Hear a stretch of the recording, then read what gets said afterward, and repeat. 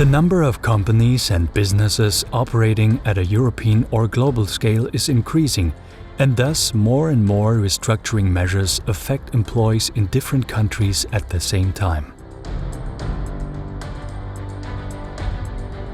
For decades, trade unions have fought for binding restructuring guidelines in Europe. Since the 1970s, a patchwork of employee rights has been created.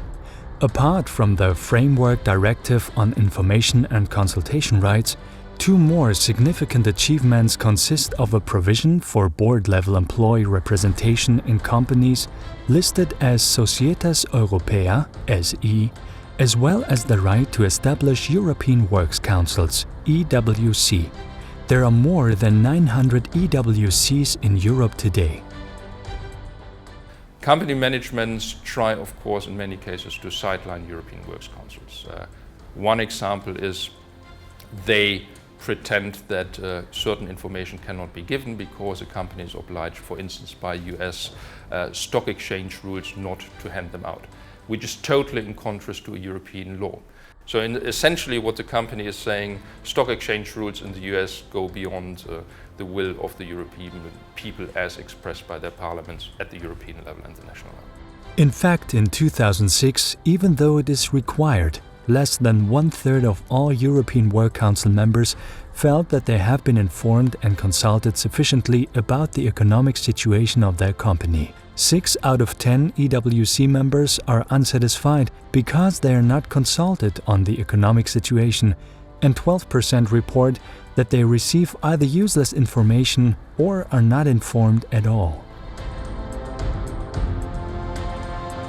In the companies that I work with, they never inform. In our cases, it's usually done, the decision, so it's just information to the people that this is what we have done. And I've even heard a case where the people were kept in a locked room without their cell phones or anything to wait until it was posted on the company website. And only after that they will let go. The implementation into national law has also led to different standards in managing restructuring. This patchwork of rights, growing for years and years, has been sufficient for some time. But not least since the financial and economic crisis, the trade unions in the EU and the European Parliament demand a consistent, extensive and legally binding framework. As a response, the EU Commission presented the non-binding Quality Framework for Restructuring and Anticipation of Change, QFR, in December 2013.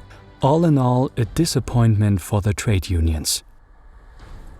The quality framework is not sufficient. It's a voluntary framework. It's a collection of examples of best practice which are not selected by workers. Well, this quality framework is a good example. It is, what can I say? It's the reply of a very strong demand, and this reply is very weak. And the answer of the Commission was, okay, we have a voluntary quality framework and we list in this quality framework what the different actors has to do, and then they can pick and choose what they want. So it's not binding at all. In fact, the negative effects of the crisis make the enforcement of European employee rights and more democracy at work so essential. This is what the ETUC and its member organizations stand for. What we need, also in public services, is clear information consultation rights that involve workers and trade unions in decisions that affect them, so that we can have an influence, can point out the deficiencies, the problems in the services, but also ensure that everybody is included in the decision. What we need is actually obligations on companies, and for this we need European legislation, because restructuring nowadays in Europe happens at a transnational European level and no longer at the national level. When it comes to individual rights, as I said, it must be a fundamental right. Everybody should have access to information consultation. We don't want thresholds, for example, in the Framework Directive, or we want a better protection and a longer protection period in the case of merger and fusions. So depending on the different pieces, we have concrete demands how we want to improve the framework.